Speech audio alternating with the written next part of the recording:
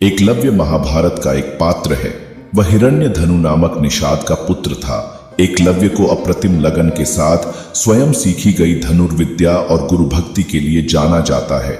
पिता की मृत्यु के बाद वह श्रृंगबेर राज्य का शासक बना। अमात्य परिषद की मंत्रणा से उसने न केवल अपने राज्य का संचालन करता है, बल्कि निषाद भीलों की एक सशक्त सेना और नौसेना गठित करके अपने राज्य की सीमाओं का विस्तार किया। महाभारत में वर्णित कथा के अनुसार एकलव्य धनुर्विद्या सीखने के उद्देश्य से द्रोणाचार्य के आश्रम में आया, किंतु निषाद पुत्र होने के कारण द्रोणाचार्य ने उसे अपना शिष्य बनाना स्वीकार नहीं किया। निराश होकर एकलव्य वन में चला गया। उसने द्रोणाचार्य की एक मूर्ति बनाई और उस मूर्ति को गुरु मानकर धनुर्विद्या का अभ्यास करने लगा। एकाग्र चित्त से साधना करते हुए अल्पकाल में ही वह धनुर्विद्या में अत्यंत निपुण हो गया। एक दिन पांडव तथा कौरव राजकुमार गुरु द्रोण के साथ आखेट के लिए उसी वन में गए जहां पर एकलव्य आश्रम बनाकर धनुर्विद्या का अभ्यास कर रहा था।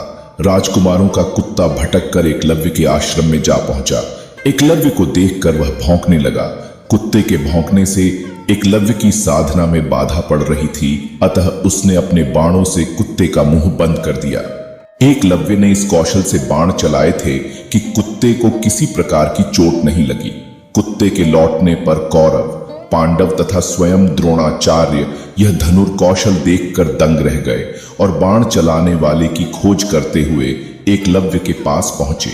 उन्हें यह जानकर और भी आश्चर्य हुआ कि द्रोणाचार्य को मानस गुरु मानकर एकलव्य ने स्वयं ही अभ्यास से यह विद्या प्राप्त की है। कथा के अनुसार एकलव्य ने गुरु दक्षिणा के रूप में अपना अंगूठा काटकर द्रोणाचार्य को दे दिया था।